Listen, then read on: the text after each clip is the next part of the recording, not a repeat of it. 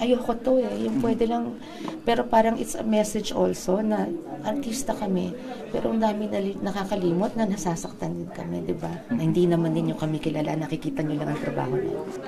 Well, cyber libel crime, under Republic Act, well, revised penal code, so, and then the cybercrime law, dahil nga sa malicious and imputation of defamation of our persons. Sabi nga natin na yes, we are public figures, but we also have rights. Because ang daming nagsasabi, pag public figure kayo, dapat tiisin niyo yung mga pagsisinungaling at paninira. But that's not the case. In fact, we also have private rights. Lalo na when the matter is not of public interest, meaning it's a personal issue, personal family matters and concerns. So that's why we're filing this case. Hindi dapat, at siyempre, alam na natin yung sistema sa social media ngayon, di ba? Paramihan ng views, paramihan ng subscriber, paramihan ng share. So kung ano-ano na lang paninira o kasinungalingan ng kinakalat para lang sumikat, para lang dumami ang kanilang viewers at subscribers. So hindi tama ito. And that's why we're putting a stop to this, and we believe that the criminal behavior should not be allowed to continue. Mega, what do you want to say? Yeah, like he said nga, because we're public figures, we're very understanding of the fact na, we're open to public scrutiny, criticism. That's really okay because it's kakambal ng trabaho namin. Siya bilang politiko, ako bilang artista. But it gets to a point kasi na, it affects your children, your family. I've lost sleep over it. Kasing feeling ko kahit hindi totoo, parang, syempre meron kahit 5 na maniniwala doon. Parang, I have brought suits against siguro 2 people in the past over 46 years of my career, no? So, hindi ako mahilig sa ganito kung pwede lang ng...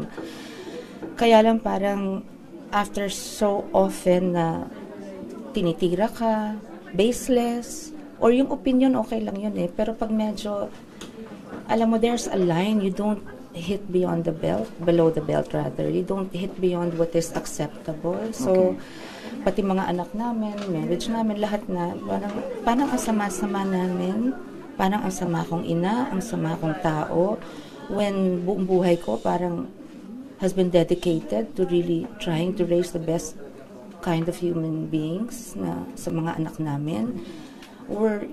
We actually are very decent, very honest people.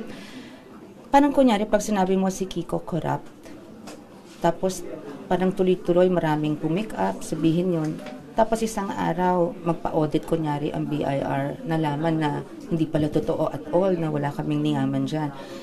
So, maabswelto ka, pero ilang tao na yung naniwala, ilang tao na yung for a long time pinag-uusapan ka in a negative light. Parang we're not perfect, but we live very honest and wala kaming skandalong matatawag mo na social media is very cruel and we accept that, we understand that, but I don't like doing this, especially because in 2021, I really, sabi ko nga sa kanya, I wanted to, kumbaga parang travel lighter. Yung 2021, because of my age also and how far I've come already in the business, parang I wanted to make peace with everybody na baka at one time or another nakasaktan ako o nasaktan ko. Although wala akong naalam nasaktan ko. At magpatawad din sa mga taong nakasakit sa akin. So I reached out to her. And for a while, I had so much affection for her kasi feeling ko tanda na natin, tanda ko na. I was looking only for good points in people. And then after a while, parang suddenly I was shocked kasi konting lalabas, parang hinusgahan ka agad, di ka man tinanong. It's there's so much unfairness also. People only see kasi yung surface, di ba? Hindi naman nila alam ano nangyayari sa amin. I think sa akin, parang napilay ka na kasi people don't know also what I've been, carrying all this time. Kasi their personal hurts, and I never want to speak against somebody I truly love. So, tanggap lang ako ng tanggap ng kung anong sabihin, but dumating sa puntong pinalagaan ko yung pangalan ko ng 46 years. Magandang palaki sa akin ang magulang ko. At higit sa lahat, sabi nung 3 anak ko, mabuti akong ina. So, napakasakit sa akin, napaka-patong-patong. So,